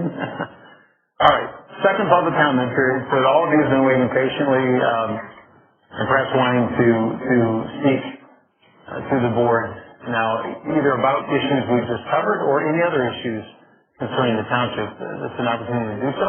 Simply step forward as you came tonight, name and address, and you've got 3 minutes. Science foreign teacher. What grade did he get, by the way? Did you ever saw that? Oh, okay. He passed. Yes, I have a PhD in biochemistry. I taught for almost 50 years, 45 years at Grand Valley. And I would love the health department stay out of or be scientific and out of politics. They are not, because they are not following the science. They're not following any of the science. This whole vaccine, if you want to call it that, experimental biological agent, is a software that changes our genetics. That we produce the spike protein by the injection of that nanoparticle that contains the mRNA. They said it stays in the arm, it does not stay in the arm. It goes over the whole body. That means it crosses the blood-brain barrier. That means you're making spike protein in your nerve cells. Your immune system recognizes a foreign agent and therefore attacks it. That's why there's so many neurological agents. You should see the pictures of people who are out of control, cannot control their body because of neurology. It has all the causing micro blood clots. They increase the D dimer in the blood, shows that their blood clots are not huge, but they are blood clots, and that also results in inflammation. This thing is deadly, and they're pushing it. And like I said, the inventor of the mRNA is saying that we should not be doing that. I'm running out of time, but I could go on. The other issue is this whole pandemic was planned long ago. You can read about it in the United Nations Agenda 21, which is now Agenda 30. You read about it in the Rockefeller Plan. Read about it about the New World Order. They want to take over this country. To do that, they've got to get rid of Christians, they've got to get rid of guns, and get rid of about 5 billion people. This is their plan. They have said it in so many documents. The PCR test is what drives this. The inventor of the PCR, Carol Mullis, actually said it should never be used for diagnosis. It is too good. You can run it high enough and you'll pick up anything because it replicates, doubles every time around. He recommended 17 to 20 cycles. They were running 45 cycles all of 2020. Over 90% of those cases were false positives, which means you didn't have COVID. You just tested positive to the PCR test. Did you ever wonder why people had no symptoms against COVID? They tested positive. They're positive cases. They're still running with positive cases. How many people are actually sick? I have right here a statement from the PCR test that says it should not be used for diagnosis alone. It should be used for diagnosis along with all the other symptoms. There's no doctor, the CDC, the NIH is not allowing the doctors to do what they're going to be doing. A doctor should be able to be free. But the doctors are threatened with a license loss if they even prescribe ivermectin, prescribe hydroxychloroquine. This is a political sham, and it's just being shoved down our throats, and that's why the people of Ottawa County are fighting against this because it's so tyrannical and so evil. The fact that they're trying to kill us.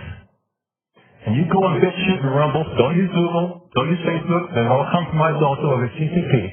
BitChute and Rumble, and you see so many people talking about, I wish I never had it, I can't control their bodily functions, they're shaking, they can't even walk, and a lot of them, like I said, I saw one die right out of the chair. 30 seconds.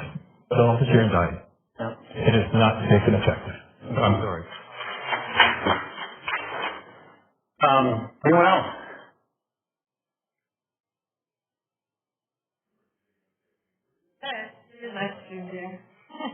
You did good, Arby.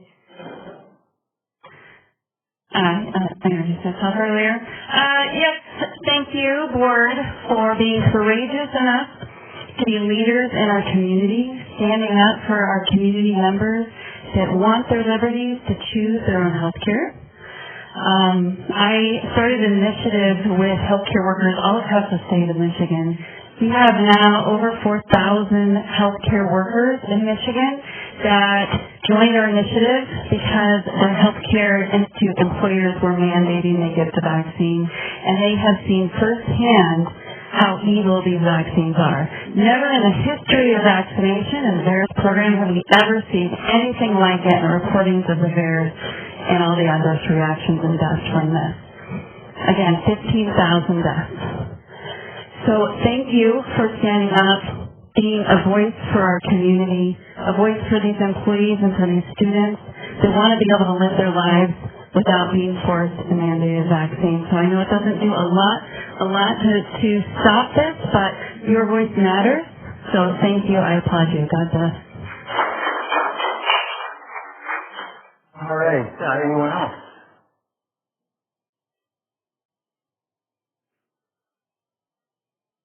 Steve, you're starting early. Okay.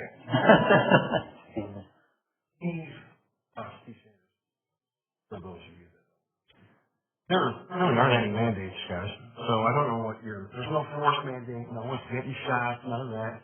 1973, I lived in Italy. I lived there because my dad got transferred there. There was a cholera outbreak in the country. Everyone got a shot.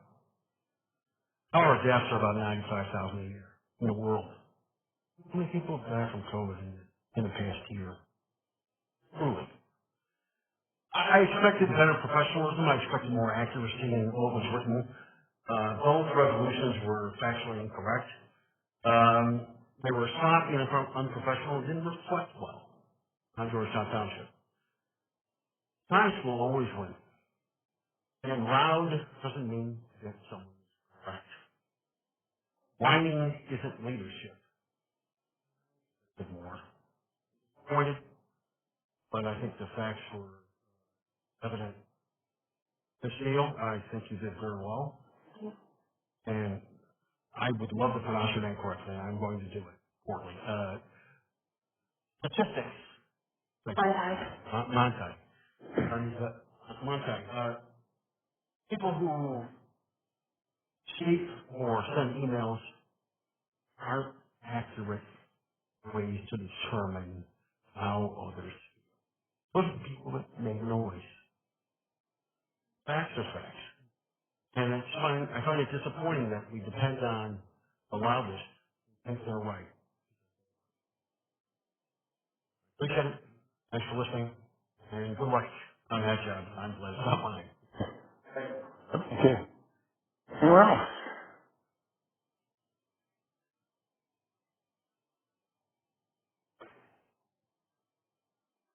My name is Dan Atwood from 8978 Bosworth Drive, and I just want to thank you for stating how you felt as leaders of our community to say that it is a choice. I just want to thank you for leading and not just bowing down to someone or the money or the influence, but just saying, hey, doesn't matter what side you're on, it needs to be a choice for both. And I understand that's what you signed. I thank you for that, thinking back all the way to when our country was created. It was all about compromise. One of the things that you just did and showed to us as your constituents. Thank you. All right. Others of you. Yes. It's me again, and I'm still at 2113 Sandstone Drive, Donna Mooney.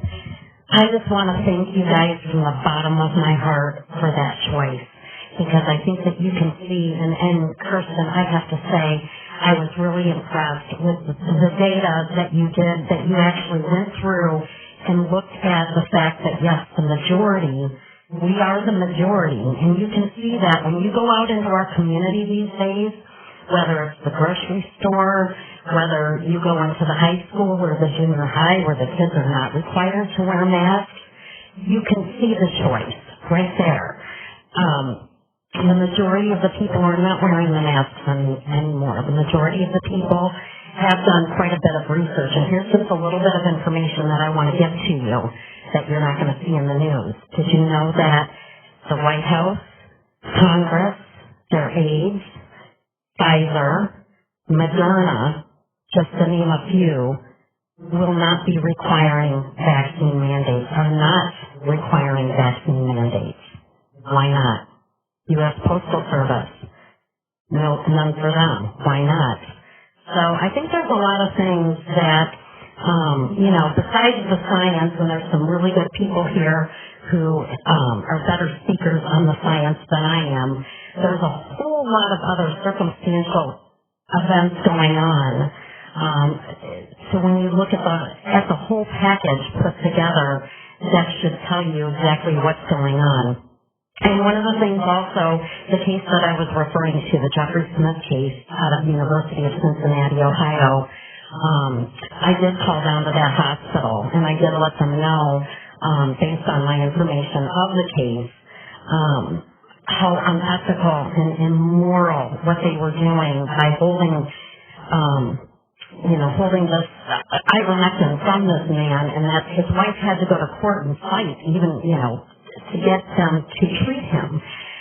But the girl on the other line said to me, well, ma'am, we're going to follow the CDC, blah, blah, blah. And my response to her was, golly gee, why don't we just let all of our aspiring physicians know that they can save on a little bit of medical school, because we just need to follow the CDC.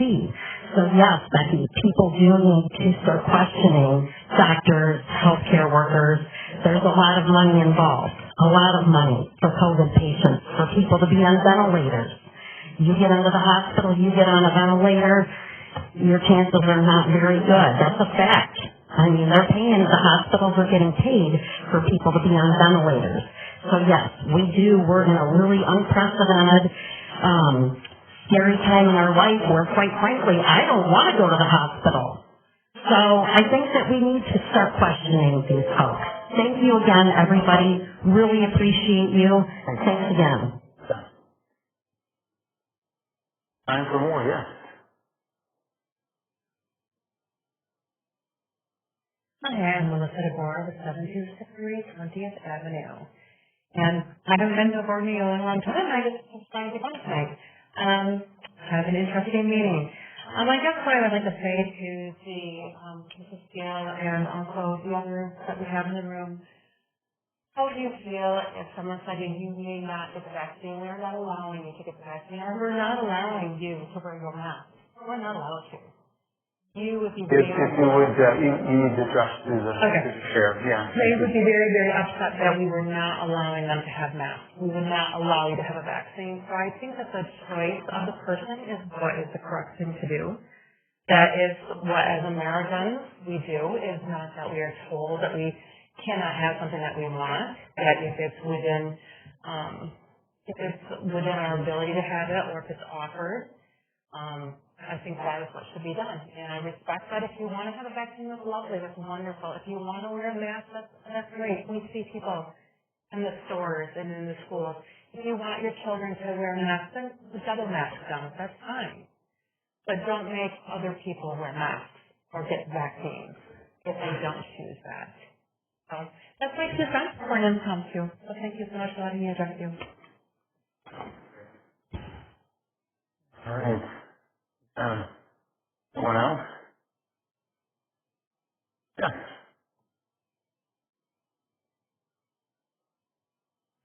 Ryan Schaub. I live on 7494 Johnson Avenue. I'm a little bit disappointed that I'm having to come here and give a little bit of a historical crash course to my public board. She referenced earlier the court case, and that's Jacob versus Massachusetts. For all of you, I'd appreciate if you just go home, you would look that up. In that case, the Supreme Court ruled that a smallpox vaccination mandate was not a violation of the city's 14th Amendment to liberty. The mandate was a legitimate use of police powers to protect the general health and safety of its citizens. This pandemic has ravaged our country. We have over 500,000 people dead, and it has taken a toll not only on us in that medical sense, but just mentally on people. I had to come home from school I was attending because we couldn't get this under control. It's disappointing that people in this community are not listening to the science. Vaccines have been proven to be effective and safe, and it is fine if you want to make that choice for yourself. Respect your choice. I just think you should understand that you're not on the side of science. You're going to be on the wrong side of history. This resolution has no legitimacy. It's not going to do anything. You guys have admitted this, that it's symbolic in its nature. It's vitalist, as Gary put it last week. And so I would ask you, I make a request, that none of you who have supported these resolutions will use them in your re-election campaigns. Because this is a virtue signal. That's all it is. So will anybody who voted yes commit to not using this resolution in your re-election campaign? Not going to get a reply from people at this time. It's your chance to speak. Okay. Is there a way I can get a reply after maybe? Sure. You can ask people afterward if you like. All right. Send them an email, whatever. Well, thank you. Sure. Anyone else? Seeing none, we'll close the second public comment period. Item 18, discussion, general information. Any board member wish to bring up an item to discuss among the board this evening that's already been covered? Hearing none, a motion, well, I don't want to go too quick. Hearing none, okay. A motion to adjourn will be in order. So moved. Support. All right. All in favor, say aye. Aye. Anyone opposed? Meeting is adjourned.